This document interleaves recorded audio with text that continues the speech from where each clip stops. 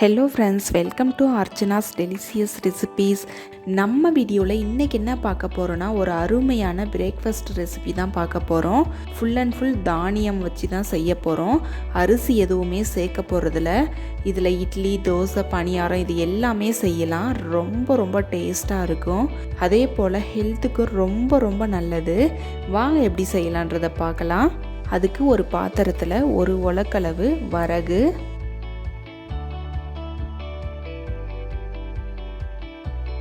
கூடவே ஒரு உலக்கு குதிரைவாலி,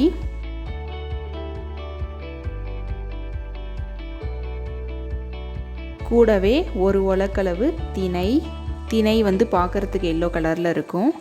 அதே போல் ஒரு உலக்களவு சிகப்பு சோளம். இப்போ நம்ம மொத்தமாக 4 உலக்களவு தானியங்கள் எல்லாத்தையும் சேர்த்துருக்கோம். அதுக்கு ஒரு உலக்களவு உளுந்து எடுத்துக்கலாம்.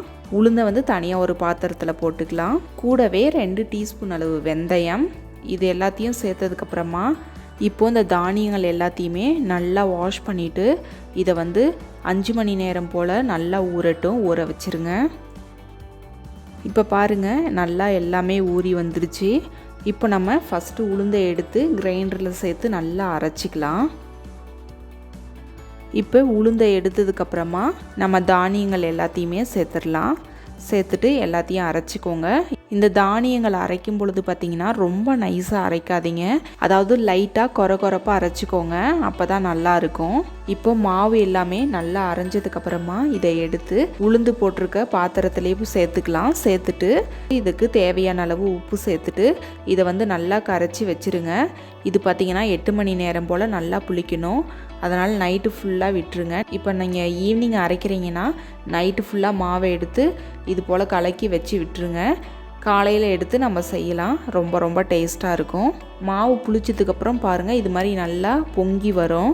இப்போ நம்ம அதுலேருந்து மாவை இது போல் எடுத்து ஒரு கப்பில் வச்சுருக்கோம். அந்த மாவில் நம்ம இப்போ இட்லி செய்யலாம். இட்லி செய்கிறதுக்கு இந்த அளவுக்கு கன்சிஸ்டன்சி இருக்கணும்.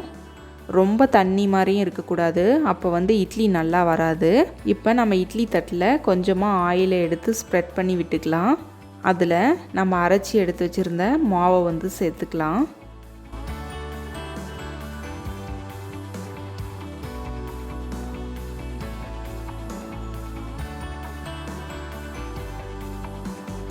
இப்போது இட்லி தட்டில் எல்லாத்துலேயும் மாவு ஊற்றியாச்சு. நம்ம எடுத்து இட்லி பாத்திரத்தில் வச்சிடலாம். நம்ம இட்லி பாத்திரத்தில் முன்னாடி கொஞ்சமாக தண்ணி எடுத்து 5 நிமிஷம் போல் இதை சூடுபடுத்தி வச்சுருக்கோம். அதில் நம்ம இட்லி தட்டை வச்சிடலாம். வச்சுட்டு இதை மூடி வச்சு கரெக்டாக 10லேருந்து 15 நிமிஷம் விடுங்க. நம்மளோட இட்லி ரொம்ப ரொம்ப சூப்பராக ரெடியாகி வந்துடும். இப்போ 15 நிமிஷம் போல் ஆயிருக்கு. ஓப்பன் பண்ணி பார்க்கலாம். நம்மளோட இட்லி பாருங்கள், ரொம்ப ரொம்ப சூப்பராக ரெடியாகி வந்திருக்கு. இட்லி செஞ்சு முடித்த உடனே எடுக்கக்கூடாது. எடுத்தங்கன்னா நம்ம இட்லி சரியாக வராது. ஒரு 10 செகண்ட் விட்டுட்டு அதுக்கப்புறம் எடுங்க. பாருங்கள், ஒரு ஸ்பேச்சுலா வச்சு எடுத்தால் ரொம்ப ரொம்ப சூப்பராக வந்திருக்கு நம்ம இட்லி எல்லாமே. இந்த இட்லி கூட சாம்பார் வச்சு சர்வ் பண்ணுங்கன்னா ரொம்ப ரொம்ப டேஸ்ட்டாக இருக்கும்.